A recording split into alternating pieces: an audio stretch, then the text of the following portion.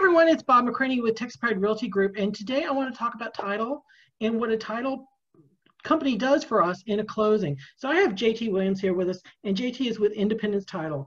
JT, tell us a little bit about the function of title in a closing, and maybe a little bit about surveys.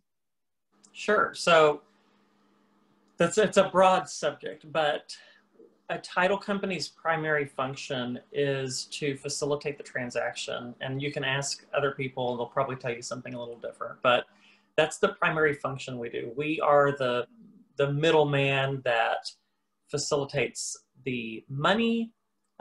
We bring everyone together. We bring the insurance company, the lender, the realtors. If there's two, we bring a mortgage company to the table. So we kind of just facilitate all of that, the communication going back and forth as it pertains to the real estate transaction. And then the other thing that we do, aside from bringing everyone together and I guess the escrow part of it, which is anything that deals with money, is that we issue an insurance policy, so to speak. And that insurance policy, the easiest way I know how to explain it is that we are ensuring that the person that's on that contract that you brought us is the person that is authorized to sell the property. So like basically if I get a contract and it has, you know, Susie Q on it, we go through the county records and make sure that Susie Q actually owns the property so that she can sell it. And then, you know, the other, as part of that research process, we make sure that the buyer isn't a known felon or has some sort of tax liens out there, anything that could come up as a red flag to a lender. And then some of the other things that we do is we check surveys, which we'll talk about a little bit in a second. You know, I love surveys. Yeah, Bob loves surveys. We make sure that all the taxes are paid. So that's a big thing right now. And, you know, with tax bills coming out, right. We make sure that the correct taxes are collected and paid to the proper assessors if there's more than one. Another thing that we do is make sure that there are no liens or encumbrances out there on title. So like an example would be my mom.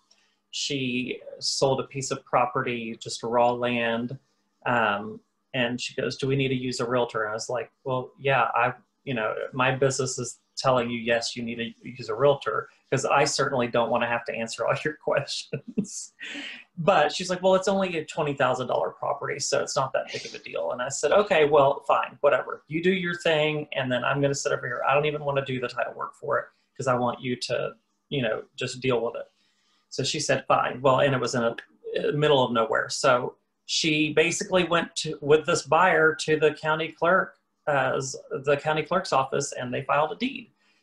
And then 3 months later, he calls my mom and he says, "Miss Williams, there was all these liens on title for mowing, And I don't even know what that means." And I was like, "Well, what happened was the city went out there and mowed the property because the weeds were in violation of the city ordinance. And then, since that's not a free task, they filed a lien on the property."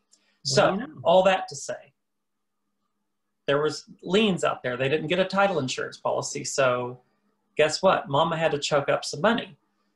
If a title company had been involved and that same situation happened and we didn't see the liens or they weren't filed properly or whatever, that's something where we would have to pony up the money. Gotcha. So that's a very small example of some of the things that we do. Okay. So let's delve into surveys for a second. I'm a big proponent of every transaction having a brand new survey. I am not a proponent of existing survey and a T47. Explain the difference between the two and maybe why the new survey is so much better. Yeah, so I've always kind of agreed with you on this topic. We've talked about this before.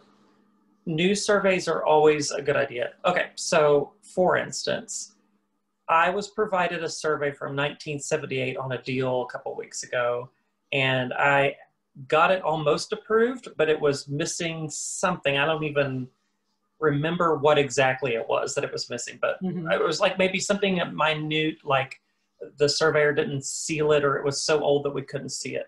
So my examination department was like, we would like to have a new survey.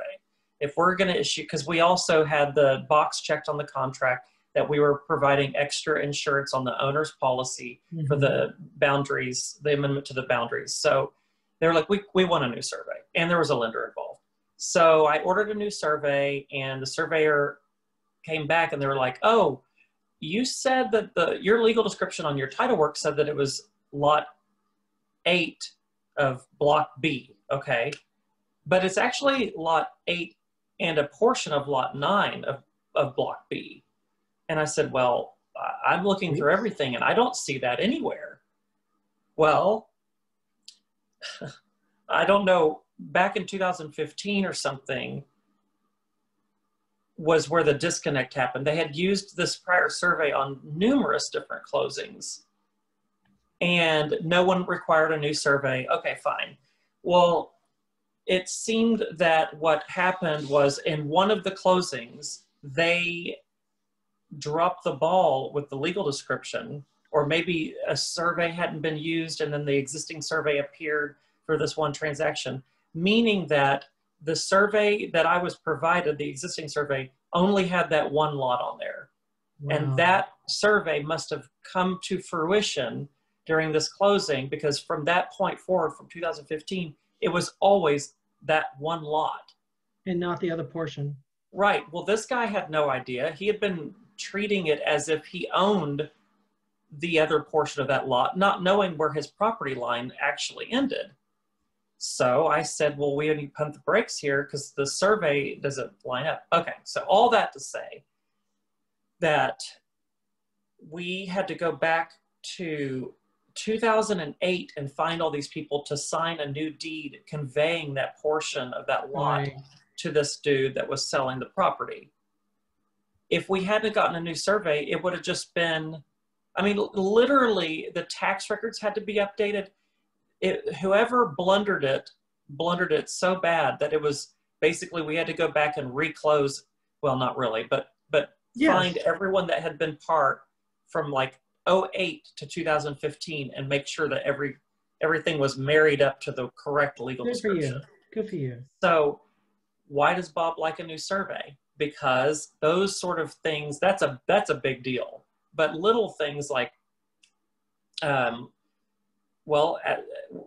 we have some boundary lines. My family has a lake property at Cedar Creek, and we didn't get a new survey when that property was purchased. But now there's a builder building next door. Of course, guess what? They're getting new surveys, and we've been maintaining a piece of the property, a significant size of the property, for years, and not even ours. Yeah. Wow. So that sort of thing. And of course, my family's like, JT, why didn't we get a new survey? I'm like, you didn't want one, remember? Let's save that $400. Let's do something else. So thank you for backing me up on that. Every house we close, we want to do a new survey. And I never like a seller to sign the T47 on an existing survey, because the seller's not a surveyor. They should not testify that, yes, this is a valid survey. Because then, like you just said, the title company, the mortgage company, everybody depends on that seller to be right. And unless they're a surveyor, they should not take that on. So. Agreed. And hot tip, T47s should be used for toilet paper. I can't tell you how many times I see someone slapping one together, filling in some arbitrary date of, well, I didn't know anything about the survey prior to when I owned it. Could have been from 4 closings ago. So really watch your T47s. That's an affidavit. They have to be notarized. They cannot have any false statements on them. And the reason I say they're like toilet paper is because people don't give them the proper attention that they deserve. I know people lie on them all the time. And that's a big deal. Yeah. And other agents will pester us into, well, don't you have an existing survey? Could you call the old title company where you close and get a copy? No, stop being a weak-ass agent and start doing the job of defending your client. So yeah, anyway, that's my point. Sorry, I shouldn't have cussed. Anyway, JT, how would somebody reach you if they had a question? I answer to all forms. Text, call me. I'm an old-fashioned call person. I like to talk on the phone. It's always an option. I'm on my email like insane all day long.